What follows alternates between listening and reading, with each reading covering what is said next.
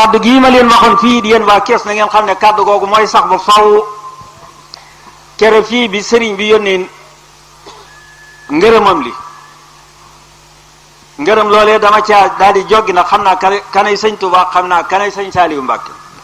xam naa li muy dogg ci mbiri néew na dana la sant dana la gërëm waaye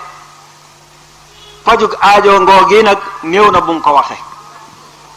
te kara wax na ko ma xam ne tey ji ku nekk Kees ku ne na jàpp ne sëriñ bi fàggul nanu la Rasulullaay fàgguloon Sidina Usmaan Sidina Usmaan leeral naa ko ba tàyyi lu ne def na ko ci lislaam waaye keroog ba mu joxee alalam la sallallahu alayhi wa sallam fanaane di ko ñaanal suba jot ca suba mu ne ko saa borom nee na damm na sa xalima bàkkaar duutu la bindal dara. yéen waa Kees loolu ngeen def sëriñ bi loolu la dox seen digganteeg sun boroom fanaanoo ak non ba fajar saa borom jéggal na waa Kees duutu leen topp dara.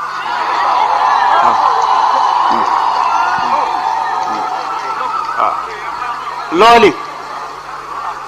na ngeen ko xam ci wax ak yéen ku dañ ci réer la de ku dañ ci réer la de ku dañ ci réer wax ak yéen Kees gii ma nekk nit rëwuma fi te kat kañu gën a naw bu nu demee ci téere ma gàgganti ko kon man kenn rawuma fi néewuma nag maa fi raw de waaye kenn rawuma ku kenn rawu nag duutu jaayil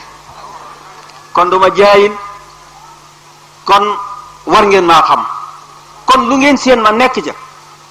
ku bëgg njariñ na daw ñëw ca loola xawma nag ku bëggul njariñ waaye ku bëgg njariñ na daw ñëw ànd seeg man ci sëñ Tuuba saa jëmmi bopp ji nag moom woowuma ci kenn ndax lu jar woo nit nekku ci moom